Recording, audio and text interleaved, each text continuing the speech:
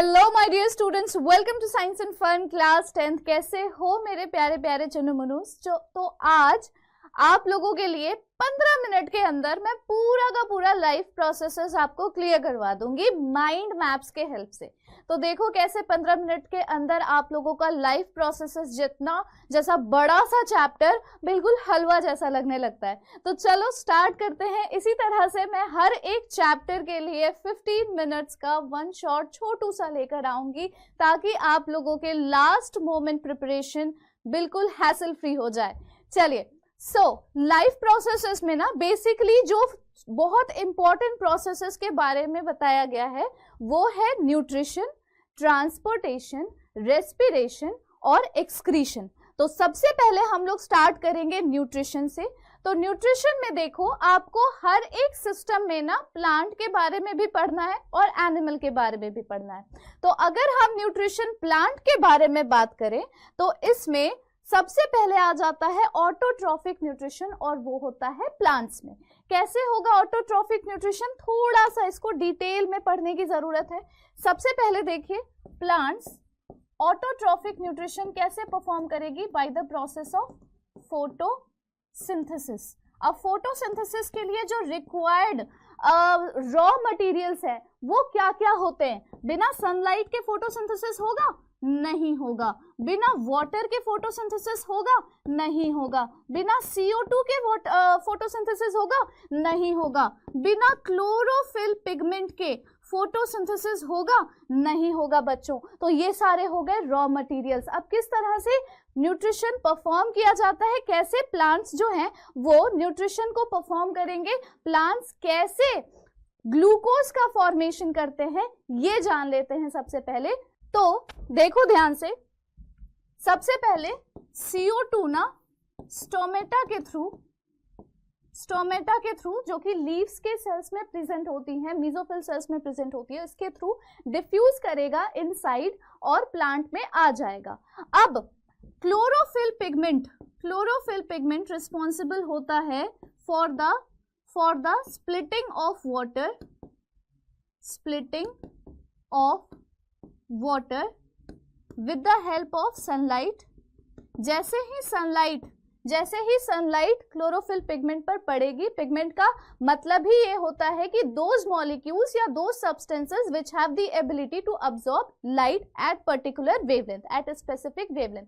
तो जैसे ही सनलाइट उस क्लोरोफिल मॉलिक्यूल पर इंसिडेंट करेगी वैसे ही वाटर के मॉलिक्यूल स्प्लिट हो जाएंगे इनटू हाइड्रोजन और ऑक्सीजन। ठीक है, हाइड्रोजन अलग हो जाएगा और ऑक्सीजन अलग हो जाएगा। अब आपको पता है कि जो फोटोसिंथेसिस का प्रोडक्ट होता है वो होता है ग्लूकोज। और ग्लूकोज क्या है बच्चों? एक तरह का कार्बोहाइड्रेट है। और कार्बोहाइड्रेट का मतलब होता है कार्बो यानी कि कार्बन कंटेन करने वाला मॉलिक्यूल और कार्बन वाले मॉलिक्यूल का हाइड्रेट। तो क्या होता है ना, CO2 के साथ जब यही H2 मिल जाता है तो बन जाता है कार्बोहाइड्रेट। क्या बन जाएगा? कार्बोहाइड्रेट। C6H12O6 बन जाएगा। C6H12 और O6 बन जाएगा। ठीक है, तो इस तरीके से ग्लूकोज का फॉर्मेशन होता है और हो जाता है न्यूट्रिशन प्लांट्स में कंप्लीट। अब हम बात करेंगे कि किस तरह से स्टेप्स कौन कौन से इंक्लूडेड होते हैं न्यूट्रिशन इन एनिमल्स के लिए। एनिमल्स में किस तरह का न्यूट्रिशन परफॉर्म होता है। तो यहाँ पर देखो ध्यान से, जो एनिमल्स के बारे में आपके सिलेबस में दिया हुआ है वो कौन कौन से एनिमल्स हैं? Humans and amoeba. और इन दोनों में similar type of nutrition perform होती है and that is holozoic nutrition. Holozoic nutrition कौन कौन से स्टेप्स होंगे? There will be basically 5 steps. सबसे पहला स्टेप होगा इंजेशन का। इंजेशन यानी कि किसी भी फूड मटेरियल को, फूड पार्टिकल को इंजेस्ट करना, उसे खाना, उसे चबा चबा कर खाना, निगल जाना। ठीक है, इनगल्फ करना, that will be included in ingestion. फिर हो जाएगा इसका डाइजेशन जो कि होती है कहाँ पर? स्टमक में। और उसके बाद होगा अब्जॉर्प्शन, और अब्जॉर्प्शन कहाँ पर होता है? स्मॉल इंटेस्टाइन में। इसके बाद क्या होगा? अब्जॉर्प्शन के बाद होगा असिमिलेशन, यानी कि जितना भी खाना खाया है ना उसके जब न्यूट्रिएंट्स पूरे बॉडी के सेल्स में ट्रैवल करेंगे ब्लड के थ्रू और उसे यूटिलाइज करेंगे for the production of energy, that will be known as assimilation. और लास्ट में हो जाता है इजेशन। इजेशन यानी कि जितना भी अनडाइजेस्टेड फूड मटेरियल रह गया है उसका डाइजेशन, मतलब उसका रिमूवल होना, अनडाइजेस्टेड फूड मटेरियल्स का रिमूवल हो जाना हमारी बॉडी से, जिसको हम फीकल मैटर या फिर फीसेस भी बोलते हैं। एनस के थ्रू ये रिमूव हो जाता है हमारी बॉडी से। तो ये हो गए इसके स्टेप्स। अब देखो अगला क्या इंपॉर्टेंट पॉइंट है न्यूट्रिशन के अंदर, पार्ट्स ऑफ एलिमेंट्री कनाल। कौन कौन से पार्ट्स होते हैं एलिमेंट्री कनाल के, ये भी फटाफट से आओ देख लेते हैं। हमारा elementary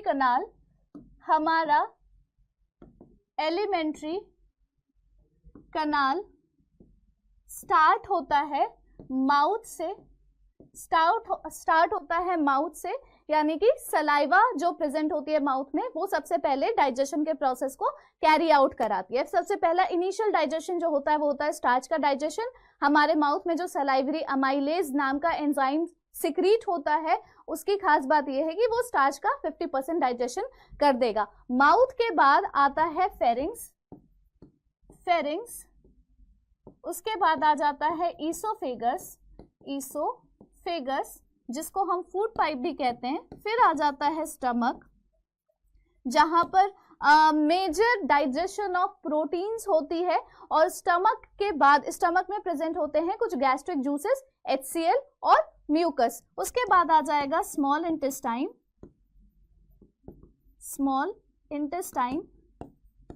large intestine and finally हमारा एलिमेंट्री कनाल एंड हो जाता है एनस से ही सारा फीकल मैटर रिमूव कर लिया जाता है। अब इनके अलावा कुछ ग्लैंड्स भी हमारे बॉडी में प्रेजेंट होती हैं जिनके सिक्रीशन के हेल्प से हमारा फूड जो है अच्छे तरीके से डाइजेस्ट होता है। और उसमें क्या क्या आ जाएगा? उसमें आ जाएंगे हमारा लिवर, पैनक्रियास और गॉल ब्लैडर। ठीक है, लिवर जो है वो बाइल को सिंथेसाइज और सिक्रीट करता है लेकिन वो स्टोर होता है गॉल ब्लैडर में। पैनक्रियास ट्रिप्सिन नाम के एंजाइम सिक्रीट करते हैं जिसका मेजर काम होता है प्रोटीन्स को डाइजेस्ट करना। इसके अलावा बाकी गॉल ब्लैडर से जो बाइल आता है ना वो लिपिड को डाइजेस्ट कर देता है, लिपिड को छोटे छोटे मॉलिक्यूल्स में, ग्लोब्यूल्स में कन्वर्ट कर देता है। तो ये हो गया पूरा का पूरा न्यूट्रिशन वाला पार्ट कंप्लीट। अब हम अगले पे आ जाएंगे, दैट इज रेस्पिरेशन। आप लोगों को पता है कि इसके क्या क्या स्टेप्स होते हैं। सबसे पहले हम लोग देखेंगे 3 स्टेप्स ऑफ ब्रीदिंग। कौन कौन से 3 स्टेप्स होते हैं ब्रीदिंग के? सबसे पहले होता है इंस्पिरेशन करना यानी कि सांस लेना। उसके बाद होता है गैसियस एक्सचेंज कहाँ पर होगी? हमारे लंग्स में होगी। और फिर हो जाएगा एक्सपायरेशन, यानी कि जितना भी बॉडी में से CO2 हमारे लंग्स के एल्वियोलाई में भरा हुआ है अब हम उसको एक्सपायर आउट करेंगे, अब हम उसको एक्सहेल आउट करेंगे। तो फटाफट से देख लो यहाँ पर, चलो स्टेप्स ऑफ रेस्पिरेशन। सबसे पहला है इंस्पिरेशन यानी कि सांस लेना, ब्रीद इन करना, या फिर हम इसको इनहेल भी कह सकते हैं। अब इसमें हम क्या करेंगे? ऑक्सीजन को इनहेल करेंगे, वो ऑक्सीजन हमारे एल्वियोलाई में भर जाएगा और डिफ्यूजन के थ्रू हमारे ब्लड वेसल्स में, हमारे ब्लड में ट्रांसपोर्ट हो जाएगा। फिर होगा गैसियस एक्सचेंज, जो भी मैंने आप लोगों को तुरंत बताया, गैसियस एक्सचेंज। और ये गैसियस एक्सचेंज का साइट क्या होता है? एल्वियोलाई। गैसियस एक्सचेंज का साइट होता है एल्वियोलाई। और जैसे ही गैसियस एक्सचेंज हो चुकी होगी, बॉडी का सारा CO2 हमारे एल्वियोलाई में भर चुका होगा। अब उस CO2 को हमें बाहर निकालना है बॉडी से। तो कैसे निकालेंगे? एक्सपायरेशन के थ्रू निकालेंगे, जिसको हम एक्सहेलेशन भी कह सकते हैं, एक्सहेलेशन। ठीक है, तो ये हो गए स्टेप्स ऑफ रेस्पिरेशन। क्या क्या स्टेप्स इन्वॉल्व होते हैं रेस्पिरेशन के लिए। अगला देखो जो पॉइंट है वो है respiration in animals. Respiration animals में होता कैसे है, किस तरीके से ह्यूमन बींग्स में रेस्पिरेशन होता है। अब हम इसे स्टार्ट करेंगे, मैं आपको स्टेप्स बताऊंगी एक एक करके कि कैसे रेस्पिरेशन होता है। सबसे पहले हमारा रेस्पिरेशन स्टार्ट होता है नॉस्ट्रिल से। नॉस्ट्रिल के थ्रू हम सांस खींचते हैं और उसके बाद हमारे विंड पाइप में यानी कि ट्रैकिया के थ्रू वो सारा एयर जो है एंटर करता है हमारे रेस्पिरेटरी ट्रैक्ट में। ट्रैकिया आगे चलकर डिवाइड हो जाएगा 2 मेन ब्रांचेस में, जिसको ब्रोंकाई कहा जाता है, ब्रोंकाई। और फिर वो ब्रोंकाई आगे चलकर फर्दर डिवाइड हो जाएगी ब्रोंक्यूल्स में। बेटा जी यही ब्रोंकाई ना लेफ्ट और राइट लंग्स में चले जाते हैं, लेफ्ट और राइट लंग में चले जाते हैं, ठीक है। फिर यही ब्रोंकाई फर्दर डिवाइड हो जाएगा अपने सब ब्रांचेस में, जिसको ब्रोंक्यूल कहेंगे। और जो टर्मिनल एंड होती है ब्रोंक्यूल की उसे एल्वियोलाई बोला जाता है। एक सैक लाइक स्ट्रक्चर प्रेजेंट होता है, थिन मेम्ब्रेन होती है, स्क्वामस एपिथेलियम प्रेजेंट होता है ताकि इजीली गैसियस एक्सचेंज हो सके। क्या हो सके? इजीली गैसियस एक्सचेंज हो सके। तो बेटा जी यहाँ पर रेस्पिरेशन का पार्ट हो गया पूरा, ठीक है। चलो आगे चल के हम लोग बात करते हैं ट्रांसपोर्टेशन के बारे में। अब ट्रांसपोर्टेशन में ना 3 मेन पॉइंट्स है आप लोगों के। कौन कौन से 3 मेन पॉइंट्स हैं? सबसे पहले तो है डबल सर्कुलेशन किस तरह से ह्यूमंस में होती है, तो कैसे होगी फटाफट से मैं अभी आप लोगों को बताऊंगी। और उसके बाद है कि हमारे सर्कुलेटरी सिस्टम, ह्यूमन के सर्कुलेटरी सिस्टम में क्या क्या चीजें मौजूद होती है, क्या क्या चीजें होती है। ब्लड होता है, हार्ट होता है और हमारा ब्लड वेसल्स होता है। ब्लड वेसल्स वो मीडियम है जिसके थ्रू ब्लड ट्रेवल करेगा हमारे हार्ट तक और हमारे हार्ट से पंप होके पूरी बॉडी में डिस्ट्रीब्यूट होगा ऑक्सीजनेटेड ब्लड, ठीक है। ऑक्सीजनेशन होगी कहां पर? लंग्स में जाकर। अभी मैं डबल सर्कुलेशन समझाऊंगी तो वो आसानी से आप लोगों को क्लियर हो जाएगा। उसके बाद आ जाता है ट्रांसपोर्टेशन इन प्लांट्स, यानी कि फ्लोएम और जाइलम किस तरह से ट्रांसपोर्टेशन परफॉर्म करते हैं। तो फ्लोएम का काम होता है बच्चों, फूड मटेरियल जितना भी सिंथेसाइज हुआ है, जो भी ग्लूकोज या फिर स्टार्च का सिंथेसिस हुआ है फोटोसिंथेसिस के बाद, अब उसको ट्रांसपोर्ट करना होगा प्लांट के अदर पार्ट्स में, तो वो काम कराता है फ्लोएम। जाइलम का काम है वाटर एंड मिनरल्स का ट्रांसपोर्टेशन कराना from soil to the different parts of the plant.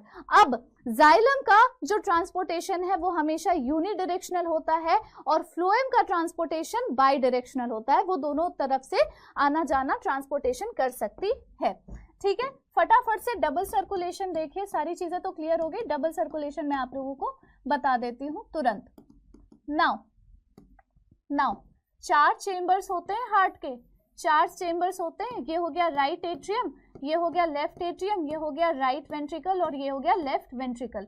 यहाँ से वेना केवा आती है, वेना केवा आएगा पूरे बॉडी से डीऑक्सीजनेटेड ब्लड को लेकर और राइट एट्रियम में उसे फिल कर देगा। फिर वहां से डीऑक्सीजनेटेड ब्लड की पंपिंग होती है राइट वेंट्रिकल में। राइट वेंट्रिकल से निकल कर आता है पल्मोनरी आर्टरी, पल्मोनरी आर्टरी, और वो पहुंच जाता है लंग्स में।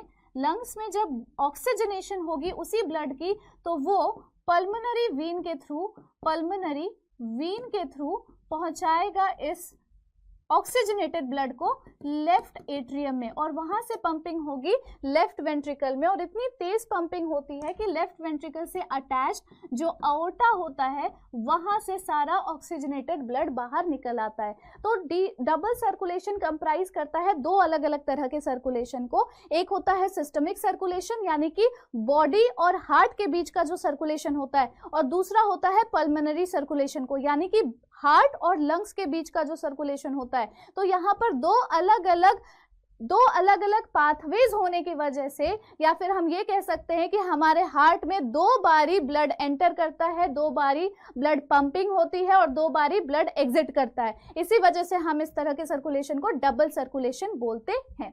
डबल सर्कुलेशन हो गया बच्चों। अब लास्ट पॉइंट बचा हुआ है आपके लाइफ प्रोसेसेस में, दैट इज एक्सक्रीशन।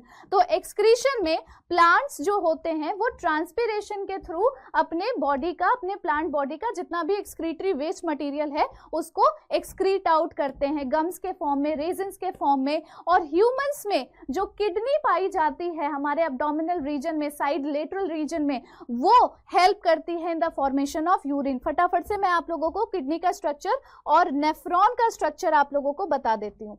चलो, तो किडनी का जो स्ट्रक्चरल और फंक्शनल यूनिट होता है वो होता है नेफ्रॉन, और नेफ्रॉन कंप्राइज करेगा दो मेजर पार्ट्स को। एक होगा मालफिजियन कॉर्पुसिल, मालफिजियन कॉर्पुसिल, मालफिजियन कॉर्पुसिल दो पार्ट्स से बना हुआ होता है, एक होता है ग्लोमेरुलस, ग्लोमेरुलस, और एक होता है बोमेन्स कैप्सूल, एक होता है बोमेन्स कैप्सूल। इन दोनों को मिलाकर हम इसे मालफिजियन कॉर्पुसिल कहते हैं। मालफिजियन कॉर्पुसिल का जो फंक्शन है वो है अल्ट्रा फिल्ट्रेशन कराना, अल्ट्रा फिल्ट्रेशन कराना। और जो दूसरा पार्ट होता है नेफ्रॉन का वो होता है ट्यूब्यूल्स का पार्ट। ट्यूब्यूल्स में अब कितने पार्ट्स आ जाएंगे? प्रॉक्सिमल कॉन्वोल्यूटेड ट्यूब्यूल आ जाएगा, डिस्टल कॉन्वोल्यूटेड ट्यूब्यूल आ जाएगा, और लूप ऑफ हेनले आ जाएगा। बेसिकली ट्यूब्यूल्स का जो फंक्शन होता है ना बच्चों, ट्यूब्यूल्स का जो फंक्शन होता है वो होता है रीअब्जॉर्प्शन कराना प्लस यूरिन का फॉर्मेशन कराना, यूरिन फॉर्मेशन। तो इस तरीके से बच्चों नेफ्रॉन का स्ट्रक्चर आपको समझ में आ गया, फंक्शन आपको समझ में आ गया, और पूरा का पूरा एक्सक्रीटरी सिस्टम आप लोगों को समझ में आ गया। तो 15 मिनट के अंदर हम लोगों ने कंप्लीट कर लिया है पूरा लाइफ प्रोसेसेस। अगर आपको ये सेशन अच्छा लगा हो then please give a like, comment करके बताना कि क्या आपको इससे एक ओवरऑल समरी अच्छे से मिल पाई है इस चैप्टर की। अगले सेशन में मैं आप लोगों के लिए कंट्रोल एंड कोऑर्डिनेशन का अंडर 15 मिनट्स वन शॉट लेकर आऊंगी, तो उसके लिए रेडी रहना। शेयर कर दो अपने दोस्तों के साथ। Take care, thank you so much and bye bye.